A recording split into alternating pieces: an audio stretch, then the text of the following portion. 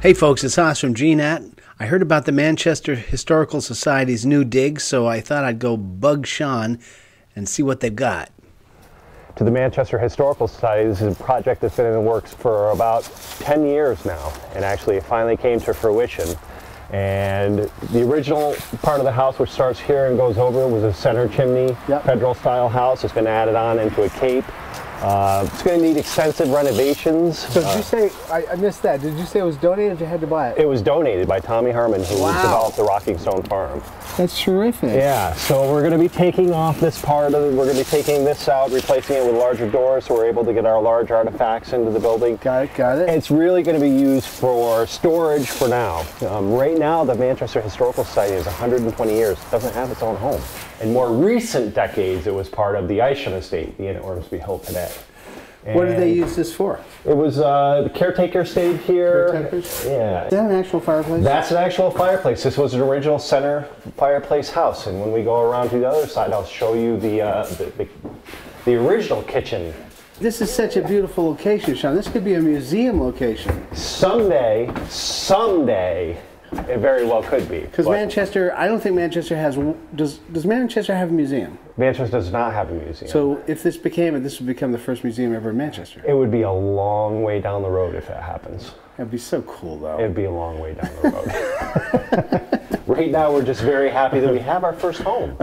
We have our first home. Right now, all of our larger artifacts are being stored a little bit north of town in a barn. Oh, wow. And this is the original fireplace. Oh, you got to keep this. Yeah, oh, yeah, absolutely. Oh, my goodness. Look at and that. What I would like to do, even though this is going to be storage and not a museum, is I would like to somewhat set this particular room up as a period piece room.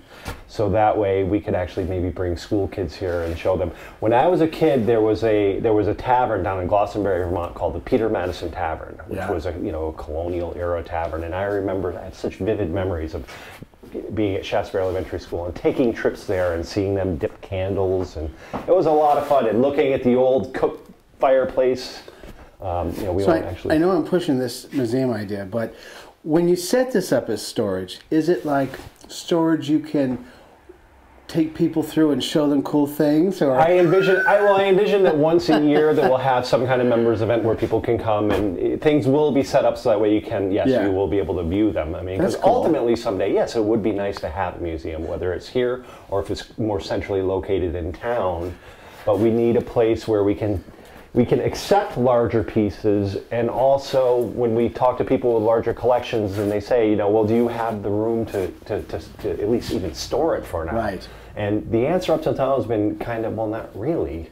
And so this really opens up the possibilities for us to take on opportunities like that. So a question for you as we drift through the house here. So you have a lot of things already. How do you know you already don't have so much that this house is going to be stuffed to the gills within days? It's hard to say, right? It's hard to say. Yeah, you're going to need money to do stuff, right? So it is. Where are you getting the money? It is. We've actually gotten a very generous grant from the Sarah K. DeCozart 10th Perpetual Charitable Trust, which is going to certainly help. We have a lot of donations from our members. And with that money, what we're going to do is we're going to stabilize the building. Right.